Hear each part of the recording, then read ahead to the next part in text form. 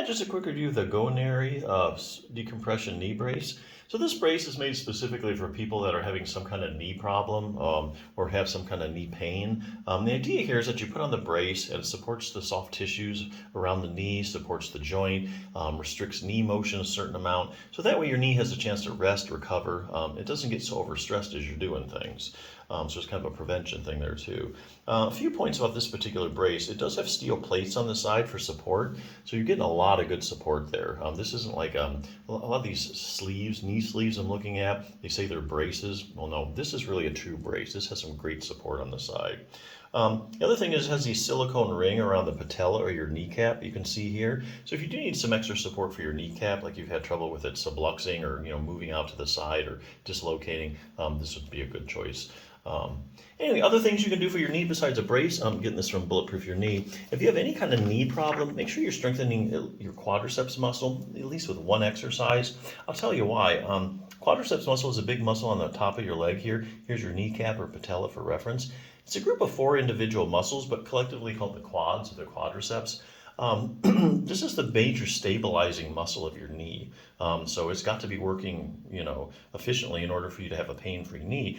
So what researchers are doing is they're looking at people with various knee problems, and they're finding when they test all the muscles around the knee that basically it's just the quadriceps that there's a problem with. And basically the problem is there's decreased strength, or some of these studies, it's just not as strong as it should be, or when they do, like some of these studies doing CT scans looking at cross-sectional area, they're finding it's actually smaller than normal. So there's a selective problem with the quads when it comes to knee issues. So knee swelling in the quadriceps.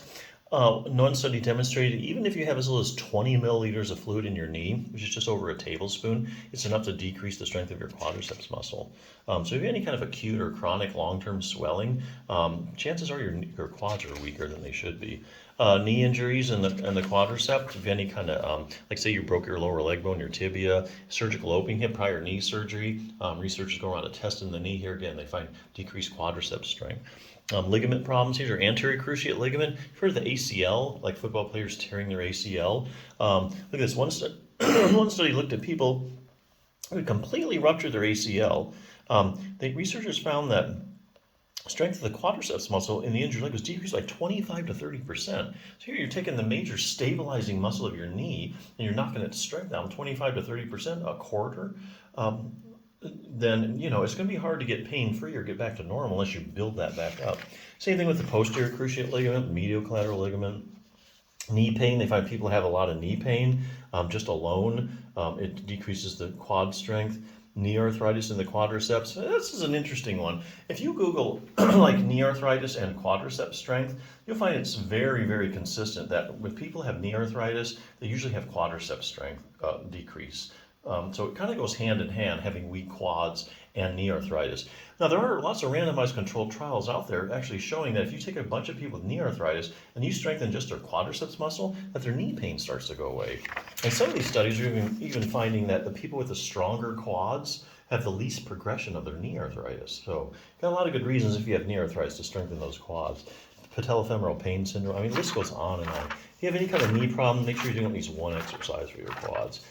Fine-tune control over your knee. Here they're talking mainly about the hip. Now, some cases, you have really bad knee pain. There's absolutely nothing at all wrong with your knee. The problem is up here at the hip. Classic case is iliotibial band syndrome. If you take a bunch of people with iliotibial band syndrome, you test their hip muscles, find they have unusually weak hip abductors. Okay, and likewise, your hip abductors, they keep your pelvis level every time you take a step. They also help bring your leg out to the side. So here again, like with knee arthritis, randomized controlled trials showing you take people with iliotibial band syndrome and you strengthen just their hip abductors, iliotibial band syndrome starts to go away. So not interesting. Knee flexibility, we all know your knee has to be able to bend and straighten sufficiently. A lot of people don't realize that your knee actually rotates. About the last 10 or 15 degrees of you straightening your leg or of extending your leg out, your leg actually rotates laterally. So it's about 10 to 15 degrees. You have that rotation to get all the way to perfectly straight. So that's an accessory motion that you need for a fully functioning knee. Here's a little test to see if your knee is actually rotating like it should. Other things you can do, dynamic knee stability. Here they're talking about proprioception.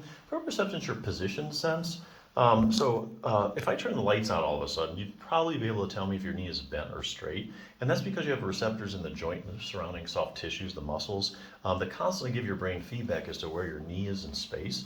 And what researchers are finding is that if they go around to people with various knee problems and they test their proprioception, it's decreased. It's not what it should be. Now, it's not like these people don't know where their knee is or anything, because you'd have to have a big neurological issue for that. But when they test, it's just not normal. Like, it's not what it should be, like compared to the other leg or normal standards. So things you can improve on to get rid of your knee pain.